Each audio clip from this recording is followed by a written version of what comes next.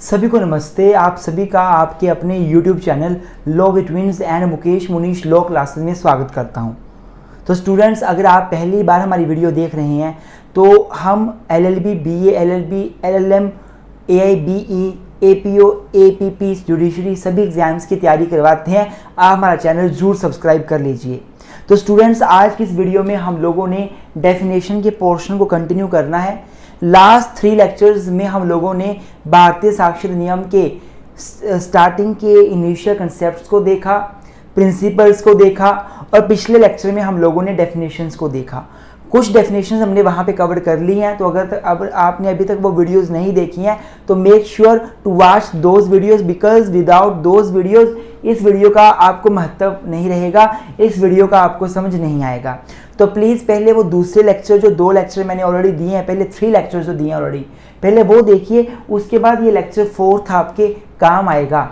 तो आज के इस लेक्चर में हम लोग बाकी जो रिमेनिंग डेफिनेशंस हैं वो सारी कवर कर देंगे। तो आइए आज की वीडियो स्टार्ट करते हैं।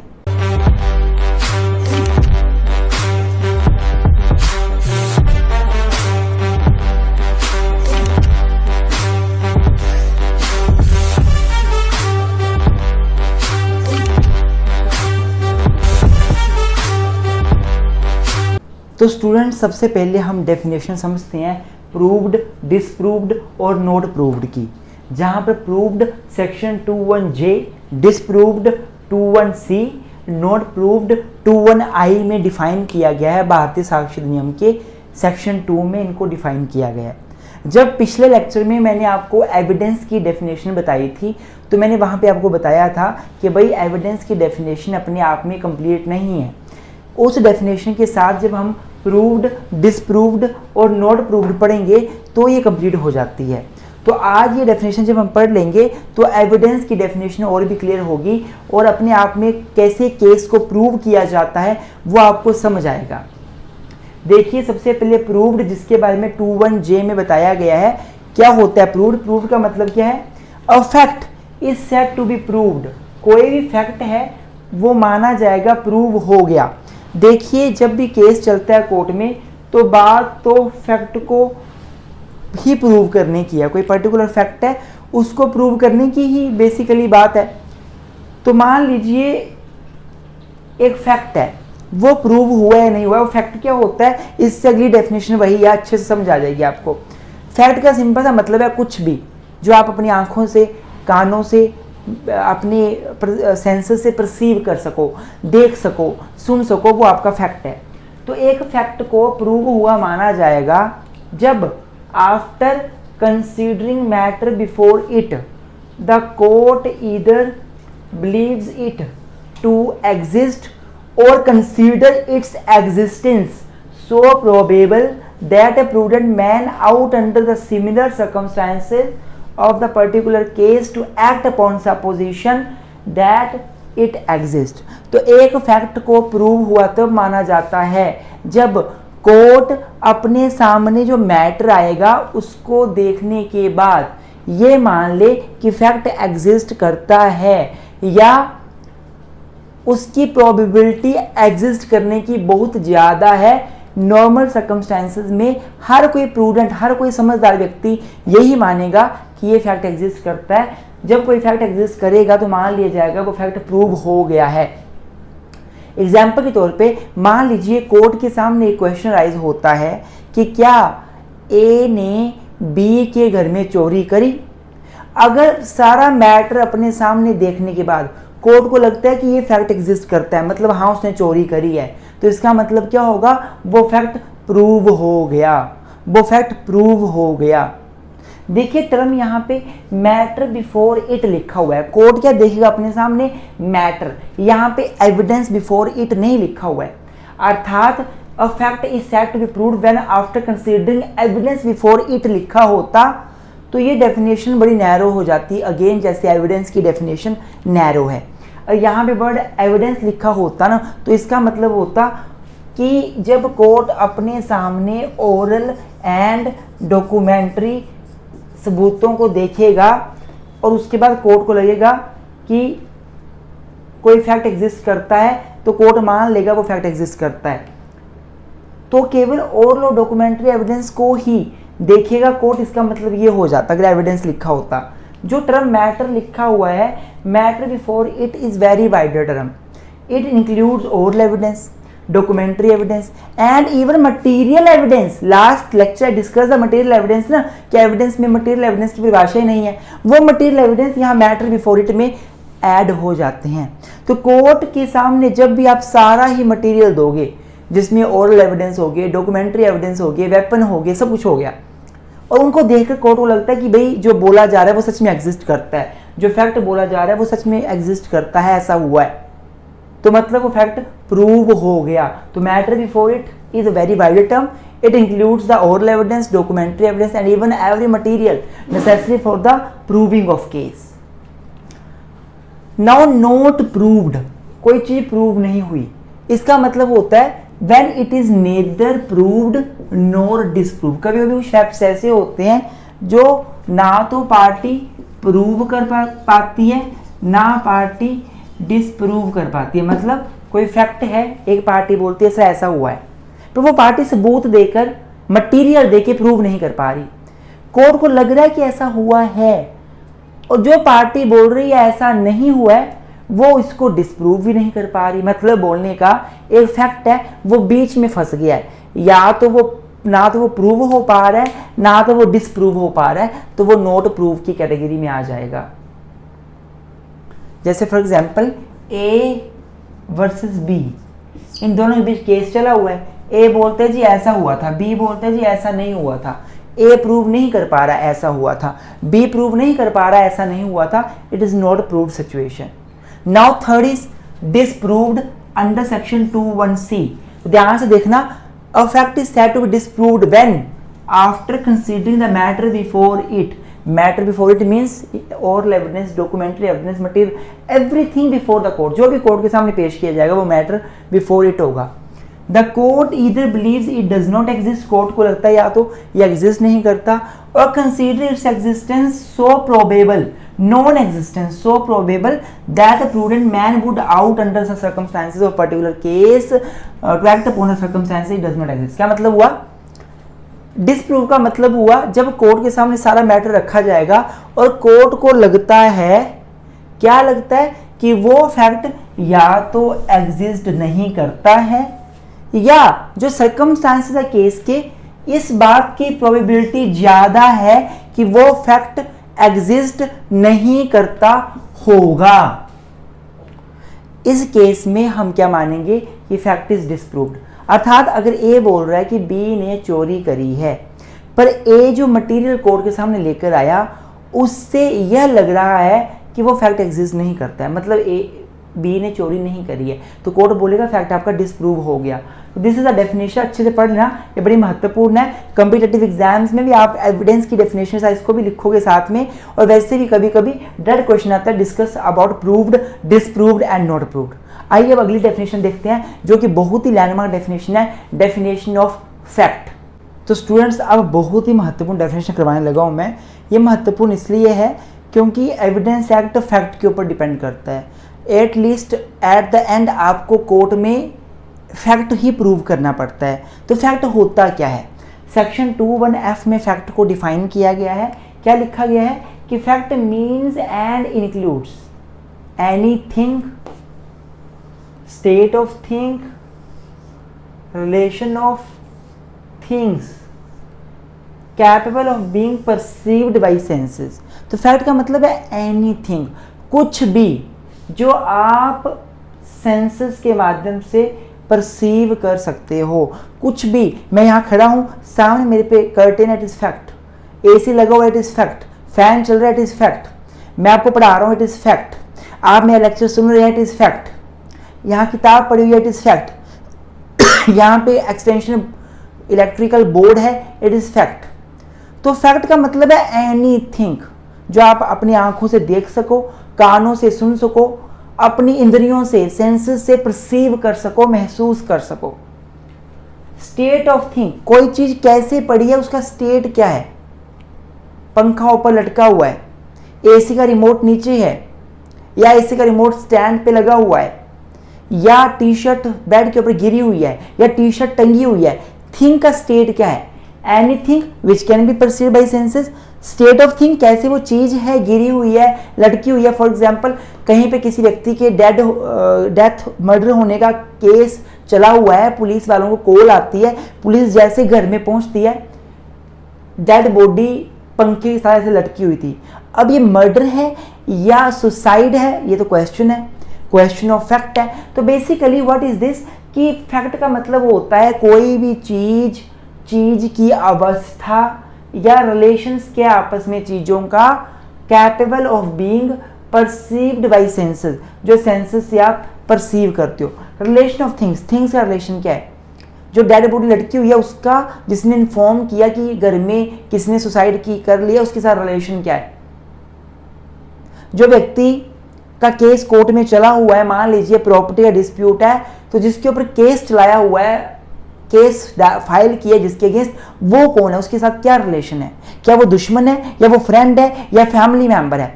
तो इट इज अ फैक्ट। और ये जितने फैक्ट्स हैं आपके, ये सारे के सारे फैक्ट्स आपके फिजिकल फैक्ट्स होते हैं which can be perceived by your senses. Second, any mental condition of which any person is conscious. किसी भी व्यक्ति के माइंड में क्या चल रहा है वो इफेक्ट है। कोई व्यक्ति किसी के प्रति अच्छी इंटेंशन रखता है, मान लीजिए मैं सबके साथ बोलता हूँ कि यार ये व्यक्ति बहुत अच्छा है, ये व्यक्ति बहुत अच्छा है, मुझे सोसाइटी में सबसे अच्छा व्यक्ति ये लगता है और सोसाइटी में इस व्यक्ति की जैसा सबको बढ़ना चाहिए। मेरी उसके प्रति क्या इंटेंशन है, ये एक फैक्ट है। मान लो मैं सबको बोलता हूँ यार ये बंदा तो सोसाइटी में है ही घटिया, इससे घटिया इंसान मैंने कोई देखा ही नहीं। मेरी इंटेंशन उसके प्रति क्या है? It is fact. तो फैक्ट जो भी एक माइंड में किसी के प्रति क्या होता है, अच्छी इंटेंशन है, बुरी इंटेंशन है, अच्छी नियत है, फ्रॉडलेंटली नियत है, तो उसको इफेक्ट बोलते हैं। एग्जाम्पल के तौर पे आपके बैक्स में भी आपको देखने को मिलेंगे। For example that there are certain objects arranged in certain order in a particular place is a fact. कुछ सामान कहीं पे अरेंज किया हुआ है, ये फैक्ट है। आपके घरों में बुक शेल्फ पे अरेंज्ड है, ये फैक्ट है। A person heard something is a fact. एक व्यक्ति ने कुछ सुना, मैं रास्ते में जा रहा था, मैंने चीखने की आवाज सुनी, कोई चिल्लाया जोर से बचाओ बचाओ, इट इज फैक्ट। जो मैंने सुना वो फैक्ट है। The person said certain words is a fact. जब उस व्यक्ति ने बोला बचाओ बचाओ, ये वर्ड्स जो बोले बचाओ बचाओ, ये फैक्ट है। The words that he said बचाओ बचाओ, द बचाओ बचाओ word is a fact. That a person hold certain opinion and has certain intention, good faith, fraudulent etcetera. एक व्यक्ति किसी के प्रति कैसा ओपिनियन है व्यक्ति का, वो फैक्ट है। एक व्यक्ति किसी के प्रति अच्छी नीयत रखता है, बुरी नीयत रखता है, फ्रॉडलेंट इंटेंशन रखता है, गुड फेथ में काम करता है, इट इज अ फैक्ट। तो फैक्ट का मतलब ये सारी चीज़ें फैक्ट में आएंगी। नाउ बेंथम हमारे स्कॉलर हैं और बेंथम ने क्या बोला है कि फैक्ट या तो फिजिकल होता है या साइकोलॉजिकल होता है। ध्यान से देखा जाए तो पहला पॉइंट आपका फिजिकल फैक्ट की तरफ इशारा कर रहा है और दूसरा पॉइंट आपका साइकोलॉजिकल फैक्ट की तरफ इशारा कर रहा है। आल्सो फैक्ट्स में भी क्लासिफाइड इनटू फैक्टम प्रोबेंडम एंड फैक्टम प्रोबेंस। अब फैक्ट आपके दो प्रकार के और हो सकते हैं, एक फैक्टम प्रोबेंडम, एक फैक्टम प्रोबेंस। मान लीजिए मैंने आपके ऊपर आरोप लगाया है कि आपने मेरी ज़मीन के ऊपर इल्लीगल कब्जा कर लिया है। सपोज मैंने आपके अगेंस्ट आरोप लगाया है, आप क्या और मेरा केस कोर्ट में चला हुआ है, मैं बोल रहा हूं कि सर इसने मेरी ज़मीन पे कब्जा किया हुआ है, इसने मेरी ज़मीन पे कब्जा किया हुआ है, ये मेन फैक्ट है, दैट इज फैक्टम प्रोबेंडम। लेकिन इस मेन फैक्ट को प्रूव करने से पहले सैकड़ों ऐसे फैक्ट हो सकते हैं जो मेन फैक्ट से लो हैं बट प्रूव करने पड़ेंगे, जो एविडेंशियली फैक्ट होंगे। इसने मेरी ज़मीन पे कब्जा किया हुआ है, इसको प्रूव करने के लिए बहुत सारी बीच में बातें आई कि हम दोनों की ज़मीन एक साथ लगती है, हम दोनों पहले भाई भाई थे, हमारे फादर से हमें ज़मीन मिली थी, दोनों को इक्वल ज़मीन मिली थी, बिल्कुल इक्वल। 25 फीट इसकी फ्रंट थी, 25 फीट मेरी फ्रंट थी। अब मेरी फ्रंट केबल 22 फीट रह गई है, 3 फीट पे इसने कब्जा कर लिया है। तो जो बाकी चीज़ें हैं एविडेंशरी, वो बाकी जो फैक्ट्स हैं, दीज आर द फैक्टम प्रोबेंस, जो कोर्ट में प्रूव करने पड़ेंगे कि हाँ ऐसा हुआ है कि हम दोनों भाइयों की सेम ज़मीन थी, फादर से मिली थी, इक्वल मिली थी, ये सारे फैक्ट्स भी प्रूव करने पड़ेंगे। मेन फैक्ट क्या है कि इसने मेरी जमीन पे इलीगल कब्जा किया, दैट इज फैक्टम प्रोबेंडम। तो बाकी फैक्ट हम दोनों भाइयों की एक जमीन का टुकड़ा मिला था फादर से, इक्वल मिला था, बराबर बराबर मिला था, दीज आर द फैक्टम प्रोबेंस जो आपको प्रूव करने पड़ेंगे। दूसरा एग्जाम्पल एक और देता हूं मैं आपको, जैसे मान लीजिए फैक्टम प्रोबेंडम का मतलब होता है अल्टीमेट फैक्ट जो कोर्ट में आपने प्रूव करना है। जैसे फॉर एग्जाम्पल मैं बोलता हूं कि फलाने व्यक्ति ने मर्डर किया हुआ है, he is guilty of murder, इसने मर्डर किया हुआ है, he is guilty of murder. तो क्या उसने मर्डर किया, it is the main fact that is to be proved, it is factum probandum. पर इसने मर्डर किया है, इसके लिए मैंने बहुत से फैक्ट्स मुझे प्रूव करने पड़े, जैसे कि ये व्यक्ति किसी के घर गया था जिसका मर्डर हुआ, उसके साथ इसने खाना खाया, शराब पी, फिर दोनों के बीच हाथापाई हुई, फिर उसके बाद इसने उसको मार दिया। तो बाकी जो प्रूव है, जो बाकी फैक्ट्स प्रूव करने हैं, these are the evidentiary fact. Main fact इसने मर्डर किया, इट इज फैक्टम प्रोबेंडम। बाकी फैक्ट कि ये घर में गया था उस दिन, इसके साथ था, लोकेशन सेम थी, सेम डे पे इन्होंने खाने पे इसने इन्वाइट किया था, शराब पी थी इन्होंने और इनका झगड़ा हो गया, these are the factum probans, evidentiary facts. I hope आपको समझ आ रहा होगा। This is about the fact कि फैक्ट क्या होता है, और it is very very important definition. अगर स्टूडेंट्स आपको जो मैं पढ़ा रहा हूँ इसके सिस्टमैटिक मैनर में नोट्स चाहिए, या आपको भारतीय नागरिक सुरक्षा संहिता, civil procedure code, pleading and drafting, या लैंड लॉज, या administrative law, Muslim law, Hindu law, किसी भी LLM, AIBE, LLM entrance, AIB examination, LLM के डेली नोट्स, कुछ भी चाहिए आप हमारे व्हाट्सएप नंबर पे हमें मैसेज करके मटेरियल ले सकते हो। 9816634276, 9816492276, 8219820461, इन पे मैसेज करके आप हमसे मटेरियल ले सकते हो। अभी लास्ट डेफिनेशन देखेंगे आज के लेक्चर की, that is fact in issue क्या होता है। अब लास्ट डेफिनेशन की बात करूं मैं फैक्ट इन इशू की, तो फैक्ट इन इशू का मतलब होता है ऐसे फैक्ट जो इशू में हैं। इशू मतलब जो क्वेश्चन में है, मतलब ऐसे फैक्ट जो डिस्प्यूटेबल हैं। समझने की कोशिश करना क्या मतलब है इसका। फॉर एग्जाम्पल मान लीजिए दो व्यक्ति हैं, एक A है और एक B है। A ने B के ऊपर केस किया हुआ है, मान लीजिए लैंड पोजेशन की रिकवरी का। इसने बोला है कि ये लैंड मेरी है, ए बोल रहा है कि बी के पास जो लैंड है वो मेरी है, पर बी ने इलीगल पोजेशन किया और मेरी लैंड मुझे वापस चाहिए। अब बी से पूछा जाता है कि भाई बताइए क्या है आपका मैटर। तो ए ने बहुत सारी बातें लिखी थी। सपोज ए ने पहली बात ये लिखी थी कि मैं एंड बी, हम दोनों जो है, we both having the land at this place, हमारे दोनों की लैंड इस प्लेस पर है। दूसरी इसने बात लिखी थी कि हमारी लैंड जो है वो दोनों की बिल्कुल इकट्ठी है, बिल्कुल ज्वाइनिंग है, एडजॉइनिंग है, दोनों की लैंड आपस में साथ में लगती है। तीसरी बात इसने बोली थी कि मेरे जो पर्टिकुलर बी है, जो व्यक्ति बी, वो उस लैंड पर एक घर बना रहे हैं। अगली बात उसने बोली कि जो बी है उसने लैंड में घर बनाते हुए अपनी ज़मीन के अलावा 5 फीट चौड़ा एंड 50 फीट लंबाई की लैंड के ऊपर मेरी लैंड पे कब्जा कर ली है। अब बी से पूछा गया बताइए भाई, हाँ जी ए बोल रहे हैं कि आपके ने ऐसे किया हुआ है।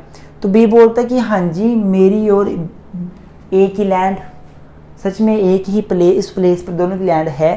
फिर उसने बोला कि दोनों की लैंड एडजॉइनिंग, उसने बोला हाँ ये बात भी सही है। तीसरा ए ने बोला था कि वो वहाँ पे बी घर बना रहा है, बी ने बोला हाँ जी मैं घर बना रहा हूँ। चौथी बात उसने बोली थी कि बी ने घर बनाते हुए मेरी लैंड अपने कब्जे में कर लिया। इसको उसने बोला नहीं सर नहीं, ऐसा नहीं है, मैं तो अपनी ही लैंड के ऊपर घर बना रहा हूँ, मैंने किसी की लैंड पे कब्जा नहीं किया।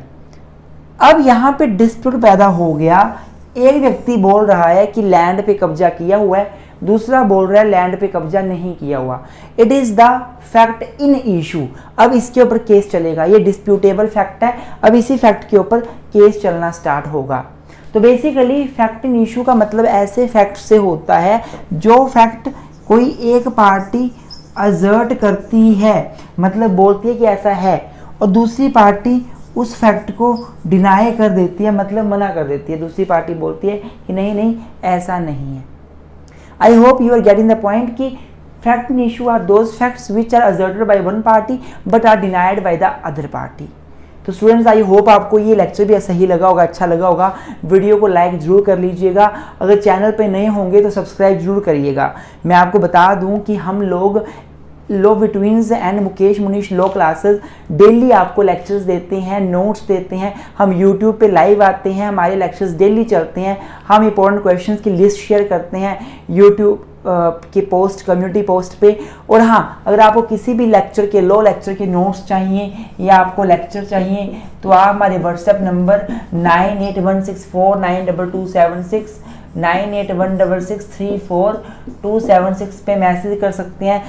हम आपको डेफिनेटली नोट्स प्रोवाइड करेंगे, लेक्चर्स प्रोवाइड करेंगे।